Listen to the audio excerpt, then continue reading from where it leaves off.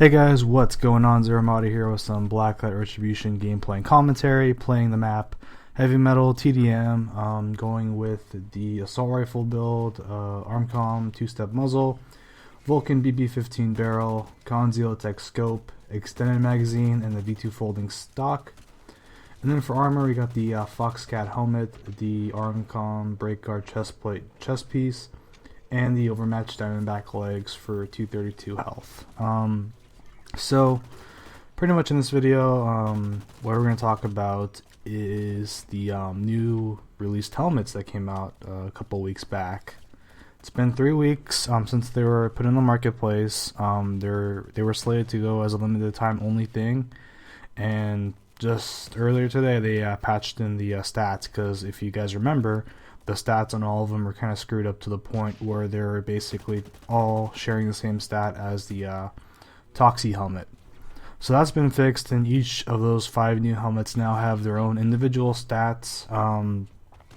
Kind of a little bit mad about the fact that it took them 3 weeks to patch that in. I mean, 1 week, okay, just like a week just to fix the stats, that's fine. But for such a trivial thing to take them almost a month to fix, I mean, that shows a lack of interest and a lack of concern for the game, because these are new items and we've been wanting them, and just to see them not have stats and see them, oh, okay, well, we'll fix it eventually, and take them like 3 weeks to fix it, that kind of, kind of angers me, kind of makes me upset, but it is what it is.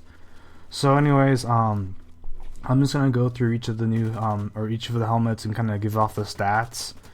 And probably the best way I think to go about doing this is, first off, I'll link you guys to a post where it has all the individual stat offsets. So based on the fact that if you equip the default helmet and you equip one of the new helmets, it'll give you the offsets between both those two helmets, so you can kind of see the difference from going from a default helmet to one of the newer helmets. And then so I'll give you that, but just for this video, I'm just going to talk about these helmets in relative terms to the Fox+Cat helmet, because everyone and their mom uses the Fox+Cat helmet. It's probably one of the best helmets out there because of its wickedly great recharge rate for the HRV. So I'm just going to kind of talk about each of the helmets in layman's terms based on the difference between equipping the Fox+Cat helmet and the new helmet. First helmet we have is the blah blah blah helmet, or the Carcharodon helmet, whatever it's called. The name I can't say, that I'm always going to butcher. So based on equipping the Fox+Cat helmet and going to the Car blah blah blah helmet, you get an additional 15 points of HRV units, you gain 15% armor, and you gain about a negligible amount of 0.05 run speed, but you drastically reduce your recharge rate down to 5.4.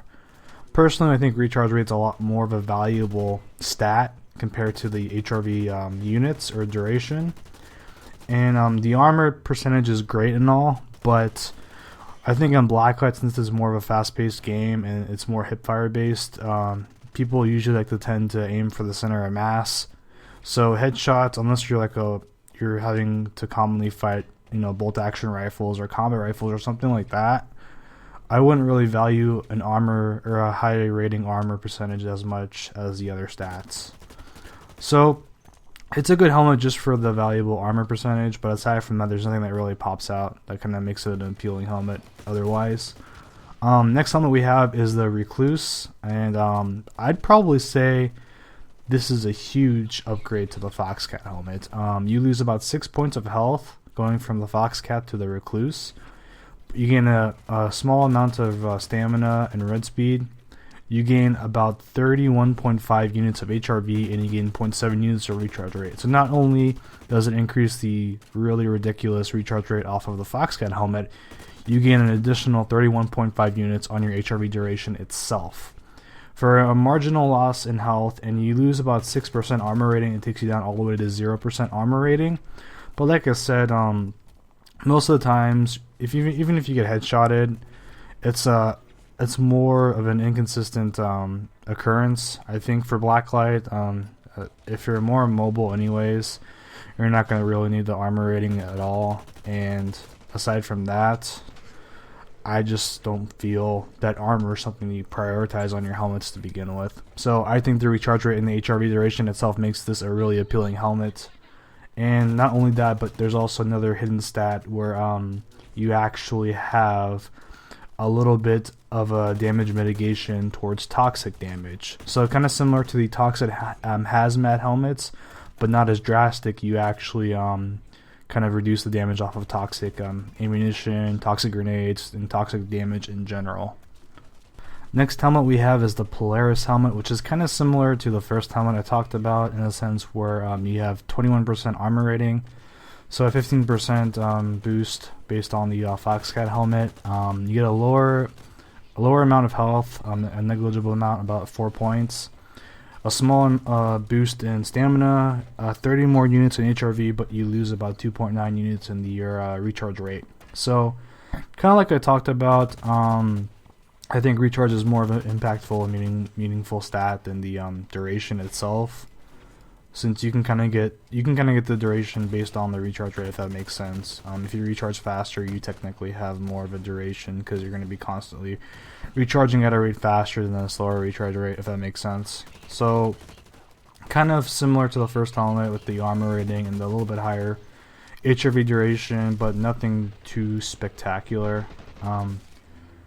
Next helmet we have is the Adigo 9 helmet, and this one leaves the duration or the recharge rate intact at 9.3 units per second, similar to the Fox+Cat, but you get 31.5 units of HRV duration as a boost, 0.5 seconds in stamina, you gain about 0.5 run speed, you lose 4% armor, and you lose 20 health. So if you can manage the health and the armor reduction, the speed and the actual HRV stats itself make it a direct upgrade to the Fox+Cat helmet if you want to take that stat hit from the health and the survivability all in all. And then last helmet, kind of similar to the Adigo 9, the Vulcan 34R, lose 20 points of health, similar, but you lose about, or you don't lose, you gain 4% armor, you gain about 0.5 run speed, you gain 0.5 seconds of stamina, and you gain about 6 units of HRV duration. So it's pretty much the same exact thing as the Adigo 9, but you basically have the armor and the HRV stats inverted, where you don't gain as much HRV duration points, but you gain 4% more in your armor rating as opposed to losing armor rating as a result. So if that makes sense. So that's pretty much it for this commentary, kind of just analyzing what I feel about the helmets. I would probably recommend either the Adigo 9 or the Recluse is probably my choice, personally, even though it looks really ugly. But that's pretty much it for this video. If you have any questions or comments, leave them down below. You have a week to purchase these, and then they'll be going on a rare helmet rotation, and they'll pop up every now and then. Don't really know the frequency, but they'll be rare. So if you have any questions or comments, leave them down below, and thanks for watching as always, guys. Much appreciated.